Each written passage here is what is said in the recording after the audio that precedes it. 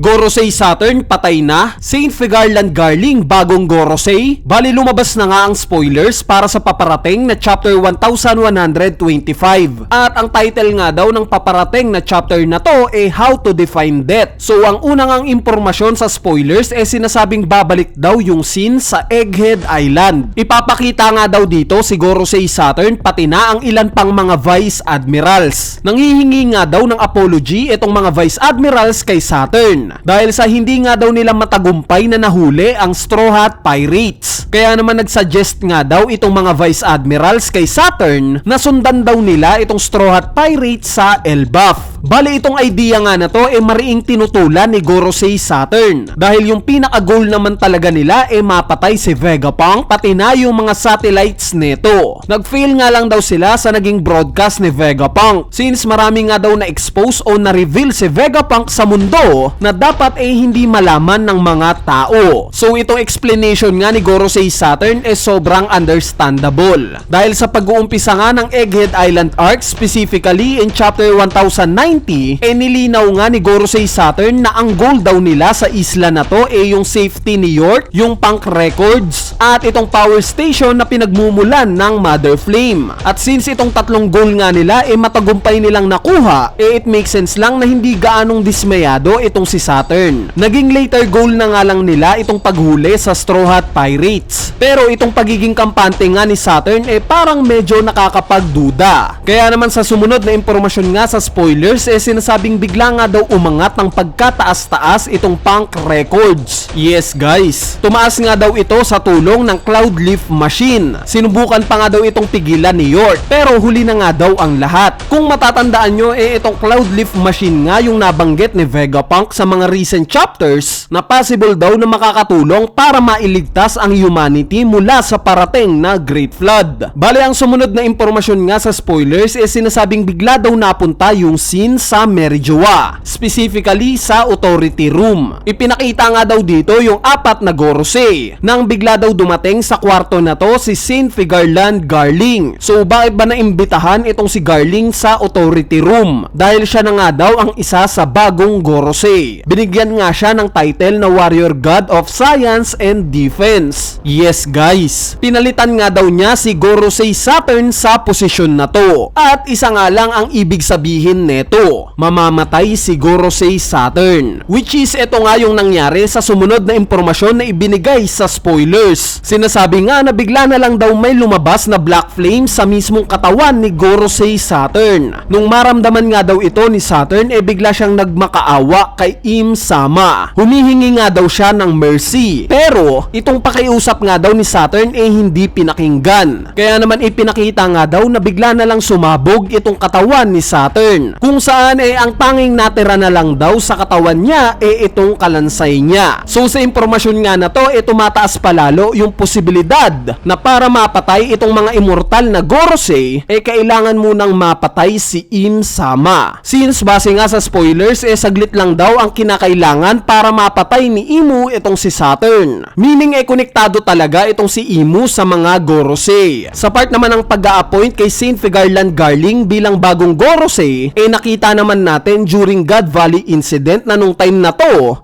bata pa si Garling. Samantalang si Gorosei Saturn naman nung panahon na to ipinakitang matanda na. Kumbaga similar sa appearance niya ngayon. So kung susundin nga natin yung logic ng pagiging immortal ng mga Gorosei ay assume na itong pag-a-appoint kay Garling bilang bagong Gorosei kasabay neto yung pagte-turn din sa kanya ni Im Sama bilang immortal. At since ine-emphasize nga sa mga recent chapters na ang makakaharap ni Dragon kasama ang Revolutionary Army itong mga Holy Knights panigurado ngang mas mahihirapan sila ngayon kung sakali man at kasama ng mga Holy Knights itong si Garling na lalaban sa kanila. Panigurado isang malupit na match-up ang magaganap sa pagitan ng dalawang grupo na to. Anyway, ang sumunod na impormasyon nga sa spoilers sinasabing nabalik daw yung scene sa lumulutang na Punk Records. Sa loob nga daw ng Punk Records may ipinakitang bagong Vegapunk. Itong bagong Vegapunk nga daw consist nila Edison, Shaka, Pythagoras at Atlas. Kumbaga itong bagong ipapakilala daw may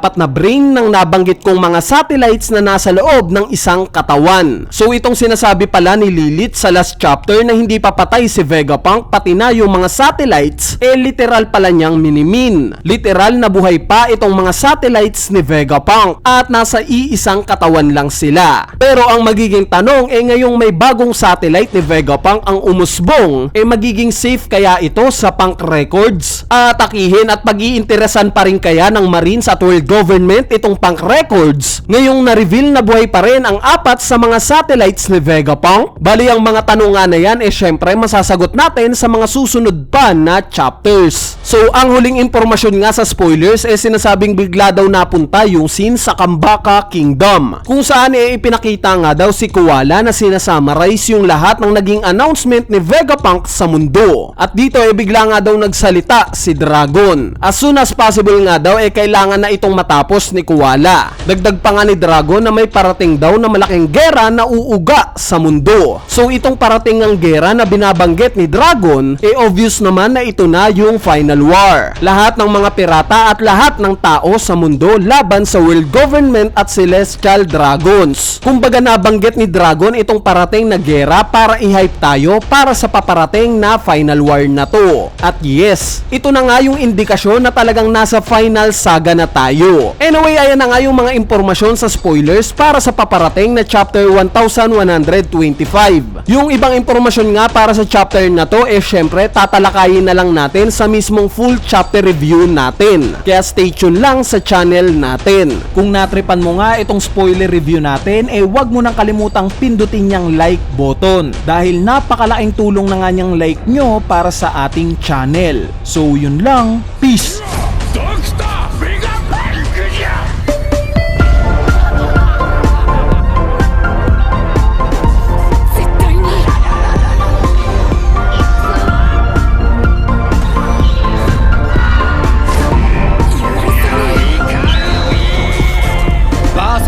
Kuma は結果的に大恩人だってことをな。さすがはあんたの息子だな、ドラゴン。なあ、クマ。お前は一体何を見てきた？俺たちは命を救われたんだ。旅行するの？どこに行きたい？わしが知っとるクマの情報は元ソルベ王国の悪い国王で王君クマと呼ばれてたあいつならあの優しいクマが死んだよ。世界の均衡など永遠には保てぬ。麦わらの一味を含む抹殺せよ。たやすい。歴史より消すべき灯火がまたお決まりでしょうか。いつか自分たちを救ってくれると信じた伝説の戦士だそうだ。